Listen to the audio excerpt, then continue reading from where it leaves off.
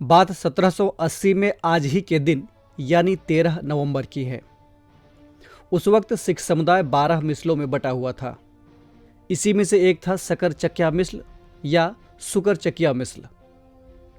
इसके मुखिया महान सिंह और राज कौर के घर पर एक बेटा पैदा हुआ जिसका नाम रखा गया बुद्ध सिंह। बचपन में ही चेचक ने बाईं आंख की रोशनी छीन ली और चेहरे पर निशान पड़ गए थे। इस तरह भद्दा चेहरा, छोटा कद, गुरमुखी अक्षरों के अलावा और कुछ भी पढ़ने या लिखने की समझ नहीं थी। हाँ, घुड़सवारी और लड़ाई का ज्ञान खूब सीखा था। पहली लड़ाई 10 साल की उम्र में लड़ी और मैदान जंग में जीत हासिल की। इसी पर खुश होकर पिता ने बुद्ध सिंह से नाम बदलकर रणजीत सिंह रख दिया। यही लड़का आगे चलकर सिख साम्राज्य को सशक्त बनाता है और कहलाता है महाराजा रणजीत सिंह। ध्येय टीवी में आप सभी का स्वागत है। अभिवादन स्वीकार कीजिए केसरी पांडे का और जयंती विशेष के आज के इस एपिसोड में हम बात करेंगे शेरे पंजाब कहे जाने वाले महाराजा रणजीत सिंह की। एक बार खुशनवीस नाम के एक कातिब ने बड़ी मेहनत से कुरान की एक प्रति तैयार की। कातिब ऐसे व्यक्ति को कहा जाता है जो लेखों आदि की प्रतिलिपि तैयार करता है। तो इस कातिब ने अपने हाथों से बहुत ही सुंदर लेख में बताया जाता है कि सोने और चांदी की स्याही से इसने कुरान की प्रति तैयार की। वो इस प्रति को बेचकर ज़्यादा से ज़्यादा धन पाना चाहता था, लेकिन समस्या ये थी कि इसका अच्छा दाम या तो कोई नवाब या फिर कोई महाराजा ही दे सकता था, क्योंकि आम आदमी के वश की बात नहीं थी। अपनी कला की बढ़िया कीमत पाने के चक्कर में वो लाहौर के दरबार में पहुंच गया। उसने दरबार के एक नवाब फ़कीर अजूजुद्दीन को कुरान की वो प्रति बेचने की पेशकश की।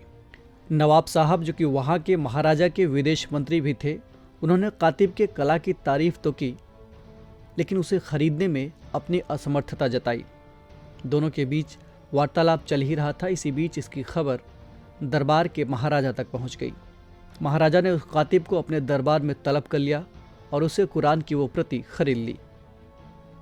कुरान की उस प्रति को अपने माथे से लगाते हुए महाराजा ने मंत्री से कहा, खुशनवीश को उतना धन दे दिया जाए जितना वो चाहता है और कुरान शरीफ की इस प्रति को मेरे संग्रहालय में रख दिया जाए।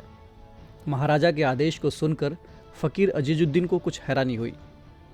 कुछ देर बाद जब उनसे नहीं रहा गया तो उन्होंने महाराजा से पूछा, आप इस किताब के लिए इतनी ऊंची कीमत क्यों दे रहे हैं, जबकि एक सिख के तौर पर यह आपके किसी काम का नहीं है। महाराजा ने मुस्कुराते हुए बड़ी ही विनम्रता से जवाब दिया, अजीजुद्दीन शायद ईश्वर चाहता था कि मैं हर धर्म को एक आंख से देखूं, इसीलिए उसने मेरी एक आंख की रोशनी ले ली।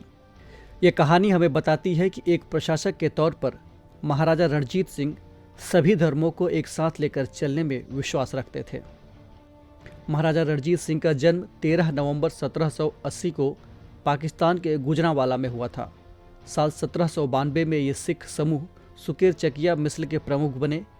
आगे चलकर इन्होंने मिसल व्यवस्था को समाप्त कर सिख साम्राज्य की स्थापना की। उनका शासन 19वीं शताब्दी के पूर्वार्ध में उत्तर पश्चिमी भारतीय उपमहाद्वीप पर रहा। उनकी राजधानी लाहौर थी, जिसे उन्होंने अफगान आक्रांताओं से मुक्त कराया था।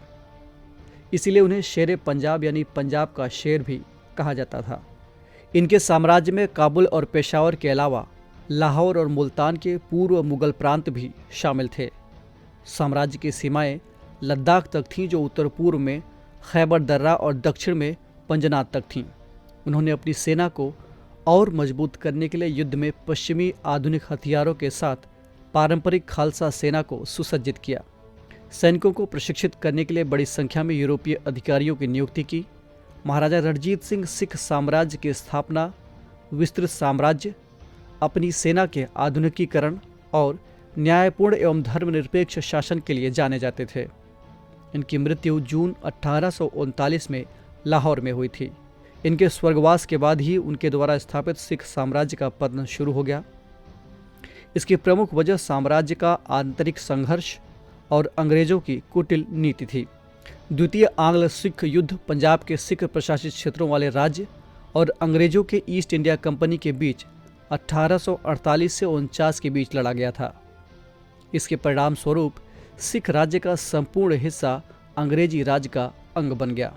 तो ये थी बात महाराजा रणजीत सिंह की। और अब आपके लिए एक सवाल, आपको कमेंट करके बताना है कि महाराजा रणजीत सिंह किस मिसल से संबंधित थे। इस एपिसोड में इतना ही। हम फिर मिलेंगे एक नए कार्यक्रम के साथ। तब तक के लिए इजाज़त दीजिए। नमस्कार।